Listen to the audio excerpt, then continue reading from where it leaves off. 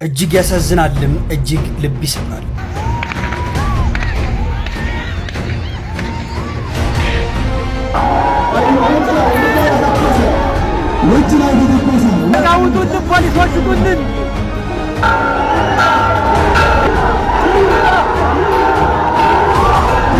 ጎንደር ነበርኩ ብያችኋለሁና ጎንደር መታከም አለበት። የጎንደርን ስህተት ስናወጣ በየትኛውም የሀገሪቱ ክፍል ወይም በየትኛውም የዓለም ክፍል የተከበረው የጥምቀት በዓል እግዚአብሔር የሚቀበለው ነበረ ወይ?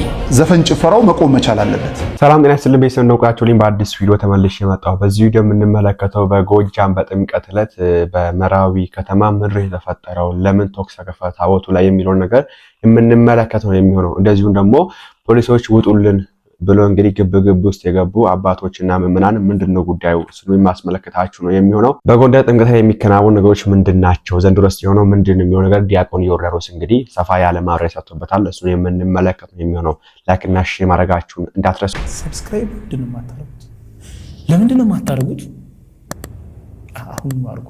መጀመሪያ እንግዲህ በጎጃም በመራዊ ከተማ ታቦት ላይ ወደ ተከፈተው ተኩስ ከመሄዳችን በፊት በኮዬ ፈጨ እንግዲህ 3-4 ወንድሞቻችን አጥተናል በጥምቀት ቀንና የአንዱ ታሪክ በጣም ብዙዎችን ልብ ሰብሯል። በጣም ብዙዎችን ልብ ነክቷልና እሱን ላስደምጣችሁና ወደ ዋና ጉዳይ ልመለስ። እጅግ ያሳዝናልም እጅግ ልብ ይሰብራል። በኢትዮጵያ ምድር ጥር 10 ቀን የደስታ የዝማሬና የነጭ ልብሶች ቀን ነው። ነገር ግን በ2018 ዓመተ ምህረት በኮዬ ፍጬ ክፍለ ከተማ የሚገኘው የፋንታ መድኃኔዓለም ቤተክርስቲያን ምዕመናን ይህ ቀን የደስታ ሳይሆን የእንባና የዋይታ ማህተብ ሆኖባቸዋል። ከሟቾቹ መካከል ያበበ ተፈራ ታሪክ እንኳን ሰውን ድንጋይንም የሚያስለቅስ ነው።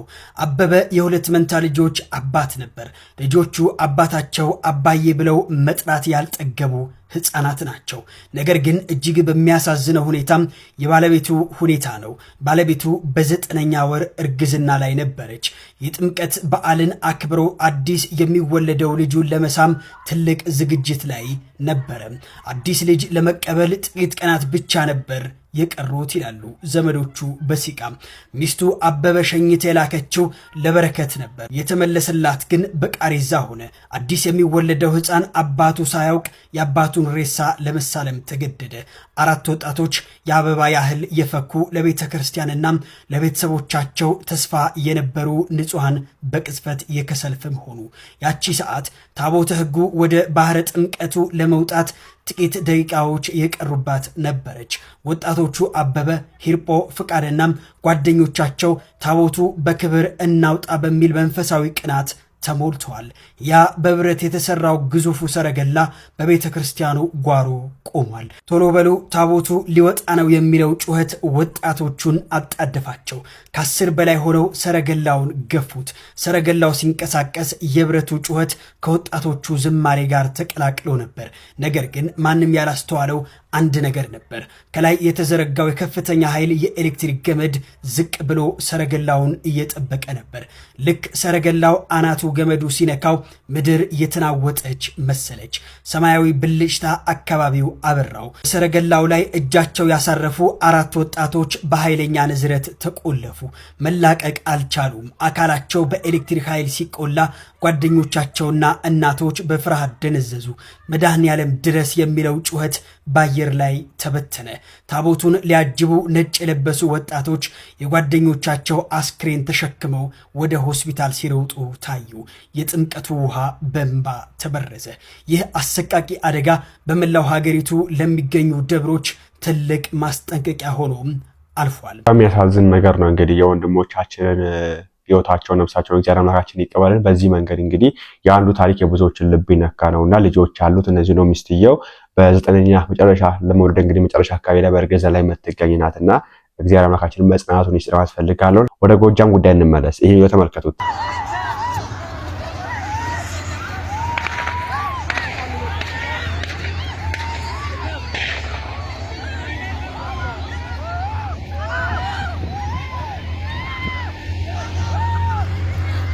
የምትመለከቱት ቪዲዮ እንግዲህ በጎጃም በመራዊ ከተማ ነውና የተፈጠረው እንግዲህ በጥምቀት ቀን ነው። አባቶች ታቦት ይዘው እየሄዱ ወይም ደግሞ አጅበው እየሄደ ያለ መሃል ላይ እንግዲህ በመንግስትና በፋኖ በኩል ተኩስ ይከፈትና ምዕመኑ እንግዲህ ታቦቱን ጥሎ ይሸሽ እንመለከታለንና እስቲ ይሄን ጉዳይ ካንዱ እንማችን ላሰማችሁ። ብዙዎቻችሁ ይህን ቪዲዮ አይታችኋል ብዬ አስባለሁ። ይህም እንግዲህ የሆነው በጥምቀት ዕለት ጥር 11 2018 ዓ.ም በጎጃም መራዊ ከተማ ነው። ህዝቡን ፋኖ አጅቦ ታቦት እየሸኙ ባለበት ወቅት ባልተጠበቀ ሁኔታ በአራቱም አቅጣጫ በመከላከያ ሰራዊት መከበቡና በማይክሮፎንም እንግዲህ እጅ የማትሰጡ ለፋኖ ኃይሎች እጅ የማትሰጡ ከሆነ እርምጃ እንወስዳለን የሚል ድምጽ ሰምተው ወዲያውኑ ሽማግሌዎችን ልከው ለማግባባት ቢሞክሩም አንዳንድ በህዝቡ ውስጥ የተደበቁ ፋኖዎች ግን ቶክስ በመጀመሪያቸው ምክንያት እዛው ምሽጉን ይዞ የነበረው መከላከያ ሰራዊትም እንግዲህ ቶክስ መጀመሩንና እንዲሁም ህዝቡ በዚህ ተደናግጦ መሮጥ እንደጀመረ ነው እንግዲህ በደረሰ መረጃ ለማረጋገጥ የቻልኩት። የተፈጠረው ነገር እንግዲህ ይሄ ነውና በጣም ነው የሚያስደነግጠው። በመከላከያ ወይ ደግሞ በመንግስት አካላትና በፋኖ መካከል እንግዲህ ታቦት መሃል ላይ ቆሞ የተከፈተ ቶክስ ነው። በዚህ እንግዲህ ምእመኑ የራሱን ነፍስ ለማትረፍ ታቦቱን ጥሎ ይሄ ነው የምንመለከተውና ያው ምንም አማራጭ የለውም ማናችንም ብንሆን የምናደርገው ነገር ነው እና እስቲ እናንተ በዚህ ጉዳይ ሀሳባችሁን አስቀምጡ። ተገቢ ነበር እንደዚህ ነገር መፈጠሩ በራሱ የሚለው ነገር ሀሳባችሁን አስቀምጡበት። ይሄ ብቻ አይደለም እንግዲህ በአንድ አካባቢ በጎንደር ነው። ጎንደር ሲባል እንግዲህ ጥምቀት የምናስበው እዛ አዳይ ላይ ነውና ከዛ ውጭ እንግዲህ በሚካኤል ቤተክርስቲያን ፖሊሶች እንግዲህ ለጥበቃ የገቡትን እንግዲህ ህዝቡ ውጡልን እንፈልጋችሁም ብሎ ሲያባራቸው እንመለከታለንና እስቲ ምሮ የተፈጠረው የሚለው ጋር አጠራርገን ተመልክተን እንመለሱንም አንድ ላይ ደግሞ ሀሳብ እንሰጥበታለን። ውጭ ላይ ተተኮሰ ውጭ ነው ተተኮሰ ነው ውስጥ አይደለም። ስርዓት አድርጉ ፖሊሶች አንድ ጊዜ ተቃውጡልን ፖሊሶች ውጡልን ከህዝብ ጋር መጣና ታጣቃችሁ ፖሊሶች ቤተክርስቲያን እንዴት ትተዋለች?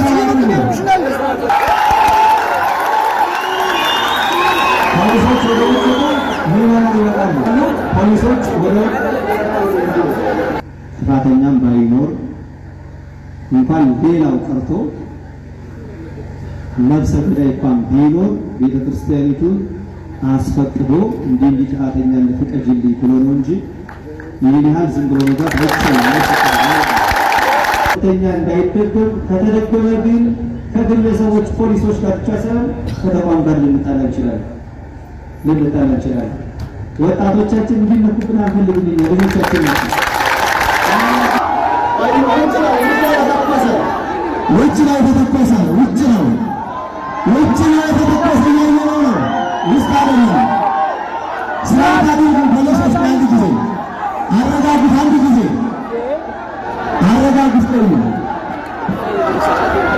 ቆዩ አንድ ጊዜ አረጋጉት አንድ ጊዜ ውጭ ላይ ተተኮሰ ውጭ ነው ያልተባለ ውጭ ላይ ነው ርቀት አለን። እንረጋጋ አንድ ጊዜ ውጭ ላይ ነው አይ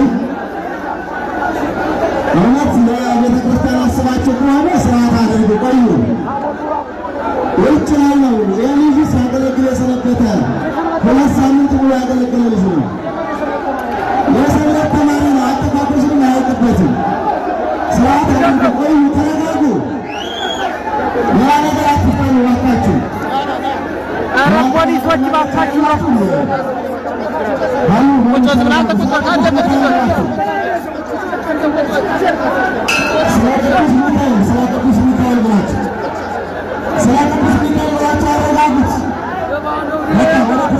ውጡልን ፖሊሶች ውጡልን።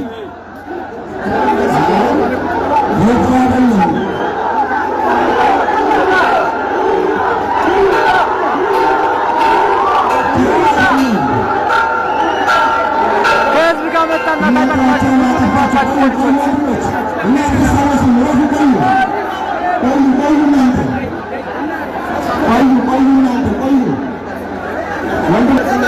ፖሊሶች ዝምናችሁ ነው ይችላል እንደማለታው ፖሊሶች ዝምናችሁ ይወጣሉ። እዚህ ፖሊሶች ወደ ውጭ ምንም እንዳላችሁ ተናገሩ።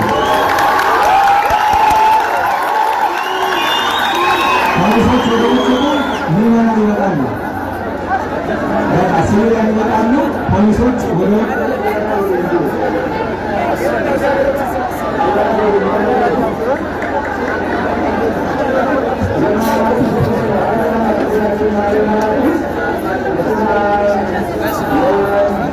እንደምትመለከቱት እንግዲህ በጎንደርም እንደዚህ አይነት ግብግብ ተፈጥሮ ነበር በሚካኤል ቤተክርስቲያንና ምን ታስባላችሁ እናንተ በዚህ ጉዳይ ላይ? እንግዲህ እነዚህ ነገሮች ብዙ ተፈጥሯል። በነገራችን ላይ ጥምቀት በሰላም ተከብሮ ታለፈ በመላ ኢትዮጵያ ሲባል አይምሰላችሁ። አብዛኛው ቦታ ላይ በዋና ከተሞች ስንመለከት ነው በሰላም ተከብሮ የሚያልፈው እንጂ ያልተከበረበት ቦታ አለ ጥምቀት። ኦኬ ታቦት ያልወጣበት ቦታ አለ።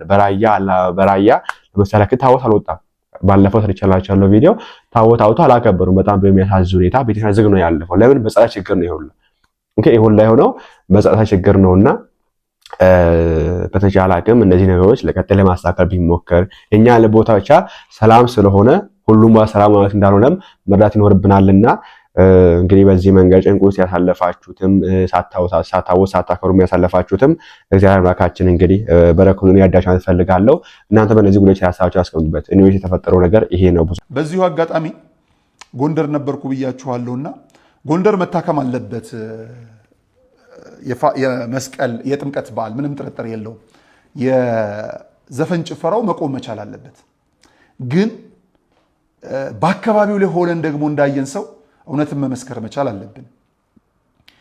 ካሜራው ማሳየት የፈለገውን የ3 ደቂቃ ወይም የ5 ደቂቃ የቲክቶክ ቪዲዮ ሰርክል አካባቢ የነበረውን የሙዚቃ ጭፈራ አጉልቶ አሳየ እንጂ ከዋዜማው ጀምሮ በላይቭ ስርጭቶቻችንም ጭምር ስንሰራ ነበረ። ውዳሴውን፣ ዝማሬውን፣ ምስጋናውን፣ ቅዳሴውን ያንን ያላዩ አይኖች 3 ደቂቃ የተለቀቀችን ቪዲዮ ብቻ አይቶ የጎንደርን ስም ማንሳት አግባብ ነው የሚል እምነት የለኝም። ምንም ጥርጥር የለውም። ለጭፈራ መሆን መቻል የለበትም። አስተዳደሩም ማየት መቻል ያለበት ነገር አለ። የሚጠራቸው የቲክቶክ ዋቴቨር እኚህ ነገሮች ማስታወቂያው በሌላ ጎኑም ቢሆን ሃይማኖታዊ አከባበሩ እንዳለ ሊቀጥል ይገባል የሚል አስተሳሰብ አለኝ። ምንም ጥርጥር ማችን ነጋሽ እግዚአብሔር ይስጥልኝ። እኛም ያልነው ይሄንን ነውና በጎንደር ላይ ጧት ላይ በጣም ደስ በሚል ሁኔታ ተከብሯል። ኦኬ ታቦት ገብቶ ግን ሳያልቅ በዚህ በኩል ምእመኑ ምንድነው ወጣቱ ወደ ጭፈራ ገብቷልና የትክክል አይደለም ነው። አሁን ጥፋቱ የሚገኘው ማጋ ነው? ወጣቱ ጋር ነው የሚገኘው። አባቶች በዛ በኩል ስራቱን እያከናወኑ እያለ ወይ ደግሞ ታቦታዎች ሸክሞ ይሄዱ ኦኬ ስራቱን እያከናወኑ ያሬዳዊ ዝማሬው እያለ ኦኬ ወረቡ እያለ በዚህ በኩል ያን ተወት እንግዲህ ወጣቱ እዚህ ጋር ሲጨፍር መመልከት በጣም የሚያሳዝን ነገር ነውና በብዙ መንገድ ማየት እንችላለን። ይሄ ወጣት እንግዲህ ታፍኖ የሚገኝ የተለያዩ እይታዎች ተጨቁኖ የሚገኝ ወጣት ነው። ድምጹን በዚህ አጋጣሚ ከፍ አድርጎ መናገር ይፈልጋል፣ ወኔውን ማሳየት ይፈልጋል የሚል ነገር ሊነሳ ይችላል እንግዲህ በእነዚህ ወንድሞቻችን ላይና ሆኖም ቢሆን ግን በተቻለ አቅም ጥምቀቱን እንዳይደመዝዘው ጎንደር ለምሳሌ ያክል አሁን ጎንደርን በጥምቀት በሚል ነው የሚታወቀው። ጥምቀት ግን ሰርች ባር ላይ ግቡና እስቲ ጥምቀትን በጎንደር ባሰርች አድርጉ። እስቲ ጥምቀትን በጎንደር ባሰርች ታደርጉ የሚመጣው ምንድነው? ዘፈን ነው፣ ዳንስ ነው እንጂ ጥምቀቱ አይመጣውም እና ሸፍኖታል። እና ይሄ መሆን የለበትም በአግባብ በስራ መሆን አለበት የሚል ነገር ነው ያነሳነውና ወንድማችን ነጋሽም እግዚአብሔር ይስጥልን። በዛች ቦታ ላይ በጣም የተቀደሰ ነገር ተደርጓል። ሁሌ የሚደረግ ነገር ነው። ሁሌ ይሄ ትክክለኛው ነገር እሱ እኮ ነው። ትክክል ነገር ስለሆነ በርቱ ተብሎ ባጭሩ ይታለፍና ይሄ ነገር ትክክል ካልሆነ ግን ትክክል አይደለም፣ ይሄ ነገር መታረም አለበት። ኦኬ ወጣቶች እንደዚህ ማድረግ የለባችሁ የሚል ነገር ነው የተነሳውና ዲያቆን ሮስም እንግዲህ በዚህ ጉዳይ ሰፋ ያለ ሀሳብ ሰጥቶበታል። እንመልከት እስቲ። ሰሞኑን አጀንዳ የሆነው ነገር ድንገት ደርሶ የመጣ ነገር አይደለም። ለአንዳንድ ሰዎች የዛሬ 2-3 ዓመት የተጀመረ የተፈጠረ የሚመስላቸው ነገር አለ። ይሄ ዘፈኑ ዝላዩ ምኑ ማለት ነው። ለአንዳንዶቹ ደግሞ 10 ዓመት በፊት የተጀመረ የሚመስላቸው አይደለም። እንደሱ አይደለም። ትናንት ያያችሁት ዘፈን በጣም ሩቅ ጎዳና ያለው፣ ትናንት ያያችሁት ዝላይ ቅርብ ጊዜ የመጣ ነገር መስሏችሁ ከሆነ ችግር ነው። አንዳንድ ነገሮችን ከመሰረቱ ካልሰራንባቸው ፋይዳ ስለሌለው ብዬ ነው። ሁለተኛ እንድናነሳ የምፈልገው ነገር እሱ ነው። ሶስተኛውና የመጨረሻው እውነት በሌሎች ስፍራዎች የተከበሩት የጥምቀት በዓሎችን እግዚአብሔር ተቀብሏቸዋል ወይ? ማለት ጎንደር ላይ ዘፈን ዝላይ ስለነበረ ሌላ ቦታ ላይ ዘፈን ዝላይ ስላልነበረ ለእግዚአብሔር የሚገባ መስዋዕት በሌሎች ቦታ ስፍራዎች ቀርቦባቸዋል? ማለት አንዳንዴ የሰው ስና የራሳችን እንዳንረሳ ብዬ ነው። እኛ ጋር የተሰራውን ነውር ይሄ ዝላዩ፣ ዘፈኑ፣ ዳንኪራው ምኑ ነውር ነው። እንኳን እንደ ክርስቲያን አልኳችሁ እንደ ሰው ራሱ ጸያፍ ነው። እሱን መካድ አንችልም። እኛ ትልቅ ስህተት ነው የተደረገው፣ ግን ዛሬ የጀመረ አይደለም። እሱን እመጣበታለሁ። ነገር ግን አብዛኞቻችን የጎንደር ዘፈን ላይ ጎንደር ላይ የተደረገው ዝላይ ላይ ስናተኩር በየትኛው ስፍራ ነው በእውነት እግዚአብሔር የሚቀበለው ነገር? በነገራችሁ ላይ አንድ እንድታውቁት የሚያስፈልገው ነገር አለ። አባቶቻችን ሲያሳድጉን፣ ቅድስና ያላቸው መምህራን ሲያሳድጉን አንድ ነገር ነግረውናል። አንድ ነገር ከድርጊቱ ከተግባሩ የሚቀድመው የምታደርግበት ልብ ነው። ለምሳሌ ለሰው ለታይታ ብሎ ልብሱን አሰማምሮ ሲዘምር የሚውል ሰው አለ። በቪዲዮ እየተቀረጸ እዩኝ እያለ እግዚአብሔርን ረስቶ ለሰው ለመታየት ሲዘምር የሚውል ሰው አለ። መዝሙሩ የእግዚአብሔር ነው ቃሉ። ሰውየው የሚያደርግበት ምክንያት ግን በእግዚአብሔር ፊት ፍጹም ተቀባይነት እንዳይኖር ያደርጋል። በተቃራኒው ደግሞ እናቶቻችን እሰይ ስለት የሰመረ እያሉ ይዘፍናሉ። በታቦቱ ፊት ይዘፍናሉ። ዘፈን መቼም በቤተክርስቲያናችን አንዳንድ ሰዎች ከምን እንዳመጡት ባላቅም ዘፈን ኃጢአት አይደለም የሚሉ ሰዎች አሉ። ዘፈን ኃጢአት ነው 101%። እንዲሁ 101% የሚባል ካለ ኃጢአት ነው። እሱን ደጋግሜ ተናግሬያለሁ። ዘፈን ለክርስቲያን ዘፈን ኃጢአት ነው 100%። ነገር ግን እናቶቻችን እና መምህራችንን በታቦት ፊት የሚዘፍኑ እስክስታ የሚወርዱ እናቶችን እንዳትነቅፋቸው አሉኝ። እንዴ ለምን?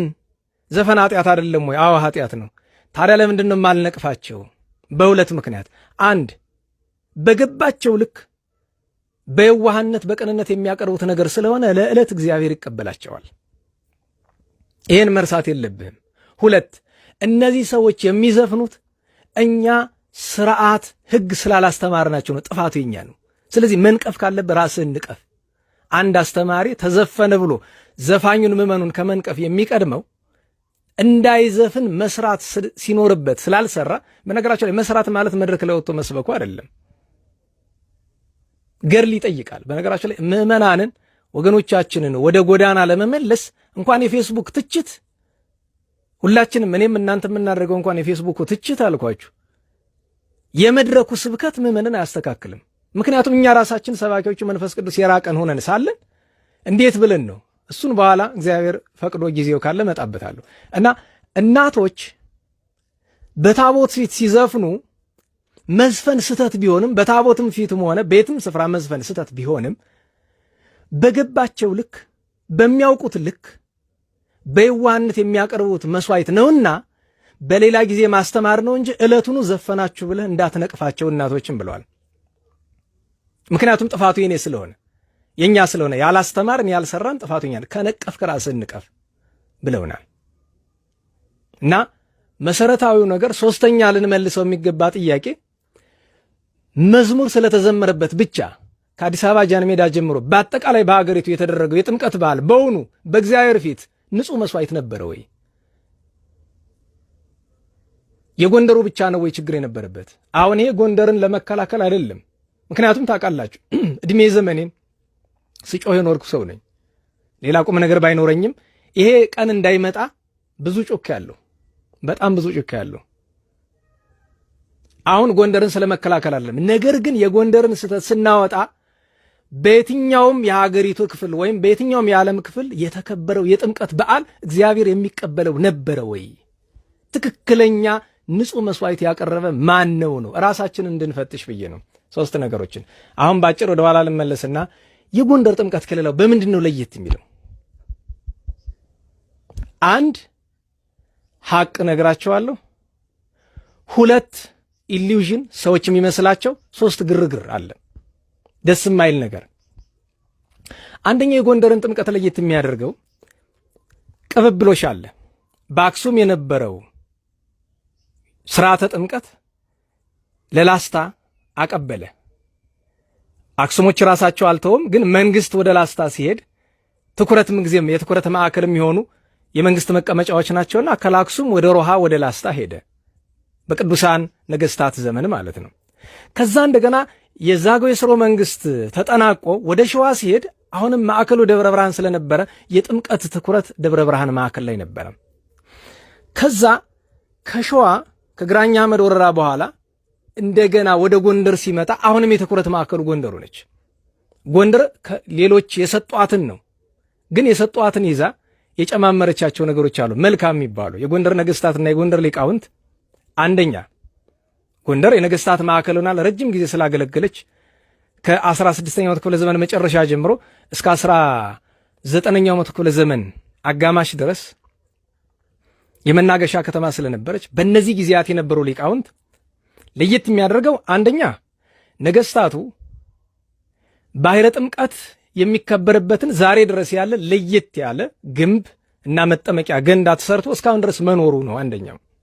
ሁለተኛ ዛሬ በመላው ዓለም ኦርቶዶክሳውያን በተለይ በኢትዮጵያ የሚያከብሩበት የጥምቀት ስርዓት 7ቱ ምዕራፍ እዚያ ላይ የሚደረሱ እያንዳንዱ ቀለሞች የተደረሱትና የተዘጋጁት ጎንደር ውስጥ ስለሆነ ሁለተኛው ይሄ ነው። አንደኛ ማክበሪያው ስፍራ ነው። ሁለተኛ የሚደረስበት ስርዓትም ሆነ ቀለሙም አሁን የሚደረገው ነገር በሙሉ የተጀመረው ጎንደር ላይ ስለሆነ የጎንደር ለየት የሚልበት ምክንያት እሱ ነው። ሶስተኛው ዛሬን ያርገውና ጎንደር አባቶች ያኖሩትን ስርዓት ወደ ግራም ወደ ቀኝም አትነካም፣ አትለውጥም።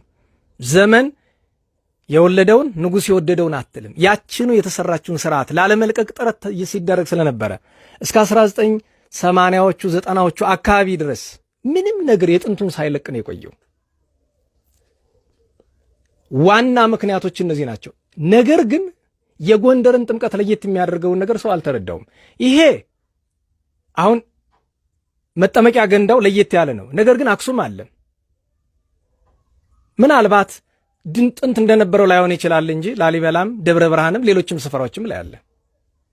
የጎንደርን ጥምቀት ለየት የሚያደርገው መጠመቂያ ባህሩ ነው ብለን ብንልም እንኳ ከሱ የሚበልጥ አለ። ስርዓቱ የተሰራው ጎንደር ነው ብንልም እንኳ ከሱ የሚበልጥ አለ። ቀለሙ ነው ብንልም ከሱ የሚበልጥ አለ። ሊቃውንቱ ናቸው ብንል ከሱ የሚበልጥ አለ። ይሄ የሚበልጠው ነገር ምንድን ነው? የጎንደርን ጥምቀት ምን ለየት እንደሚያደርገው ስላላወቅነ ጎንደሬም በለው ከየትም የኢትዮጵያ ክፍል የመጣ የትኛውም ኢትዮጵያዊ የትኛውም ኦርቶዶክሳዊ ቢሆን ጎንደር ሲመጣ የጎንደር ጥምቀት ምክንያቱ ምን እንደሆነ ስለማያውቅ እውነቱን ልታውቅ የሚያስፈልገው ነገር ትናንትም ሆነ አምና መሃል ፒያሳ ከአፄ ቴዎድሮስ ሐውልት በታች ሲዘል የነበረው አብዛኛው ጎንደሬ አይደለም። ግልጹ እንነጋገር። በዓሉን ለማክበር ከየትም ስፍራ የመጣ ነው። መምጣታቸውን እናደንቃለን። መጥቶ ዝላዩን ሲያገኝ ሲዘል የሚውል ነው። እኔ በነገራችሁ ላይ የጎንደር ጥምቀት ላይ ብዙዎቻችሁ ያያችሁት ክፍተት ዘፈኑ ነው፣ ዝላዩ ነው። ከሱ የሚከፋ ነገር አለ። አሁን አልነግራችሁም። ብዙ ችግር አለ። እሱንም ተው ለጊዜው። ግን የጎንደርም ጥምቀትን በጎንደር ሲባል ሰው ሳይገባው ነው። በነገራችሁ ላይ በጣም ማዝነው እንኳን ሌላ ጎንደር የሆነውን ሰው 99% ብትጠይቁት አይመልስላችሁም። ጎንደርን ለየት የሚያደርገው ባሕረ ጥምቀቱ ነው ይባላል። ጥቂት ምክንያት ሊሆን ይችላል። ሊቃውንቱ ቀለሙ ምናምን ሊባል ይችላል። ቀለሙና ሊቃውንቱ የትም አሉ። ምንጩ መሆኑን አንክድም። ጎንደር ለብዙ ነገር ለቃለ እግዚአብሔር ምንጭ ናት፣ ለስርዓት ምንጭ ናት። ነገር ግን ዋናው የጎንደርን ጥምቀት ለየት የሚያደርገውን ነገር ስላልተረዳን ነው እዚህ ሁሉ ችግር ውስጥ የገባ ነው። የጎንደርን ጥምቀት ለየት የሚያደርገው ዋናውና ሁላችንም ያላወቅነው ሁለት ነገር አለ። እሱን ስለተውነው ነው የጎንደር ጥምቀት የተበላሸው። የታይታ ስራ ነው። በነገራቸው ላይ ባይዘፈንም ባይዘልልም እግዚአብሔር የሚቀበለው በዓል አይደለም። እያደረግነው ያለነው ነገር መቋሚያ ይዘህ ዝማሜ ስላቀረብክ አይደለም እግዚአብሔር የሚቀበል። መዝሙር ማቅረብ ብቻውን ምንም አይሰራም። የምናቀርበው ንጹህ መስዋዕት ነው ወይ? ታዲያ ጥምቀትን በጎንደር ለየት የሚያደርጉ ሁለት ምክንያቶች ምንድናቸው ከተባለ፣ አንደኛ በጎንደር ታሪክ ውስጥ ብዙ ቅዱሳን ስውራን ባሕታውያን ኑረዋል። እነዚህ ባሕታውያን ቃል ኪዳን አላቸው። የተሰወሩ ቅዱሳን ቃል ኪዳን አላቸው። ጥምቀት ሲመጣ የጎንደርን በዓል ለመቀደስ ከተሰወሩበት ይወጣሉ። ይህንን የሚያውቁ እንደነኝታ ሊቀ ሊቃውንት ያሉ ጥቂቶች ብቻ ናቸው። ትልቁ ምክንያት ይሄ ነው። የቅዱሳን በዓል ነው የሚባል ጎንደርን ብዙ ቅዱሳን ስለኖሩባት፣ ብዙ ባሕታውያን ስለኖሩባት፣ ስለተሰወሩባት እነዚያ ተመልሰው የሚመጡበት ስለሆነ ነው። እነሱ ጎንደርን የሚጎበኟት የሚባርኳት የዚያ ጊዜ ስለሆነ ነው። ከየትም ስፍራ መጥቶ ሰው ጎንደር ላይ የሚያከብርበት ምክንያት ያንን የስውራንን እንደነ ቅድስት ፍኖተ ሕይወት ያሉ ከቅዱሳት አንስትም የተሰወሩ እነሱ መጥተው ስለሚባርኩ ነው አንደኛው ምክንያት። ዋናውና ሁለተኛው ምክንያት ግን እመቤታችን ድንግል ማርያም ከደጋግ ነገሥታት ላንዱ የዛሬ 300 ዓመት አካባቢ እኔ በእነዚህ በሶስት በዓላት አንደኛ ህዳር ጽዮን አክሱም ላይ እገኛለሁ፣ አልቀርም፣ ከቶውን እመጣለሁ። ጥምቀትን ጎንደር ላይ አልቀርም፣ መጥቼ ባርካችኋለሁ።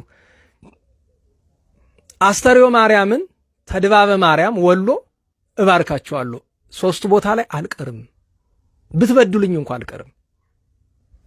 ይሄ ማለት እመቤታችን በእነዚህ በዓላት ከሌላ ስፍራ የለችም ወይ ነው? አለች በረድኤት የበለጠ ቃል ኪዳን ግን ታውቃላችሁ። አቡነ ተክለ ሃይማኖት በበዓላቸው የበለጠ የሚገኙበት ብለን ምናምን የት ነው?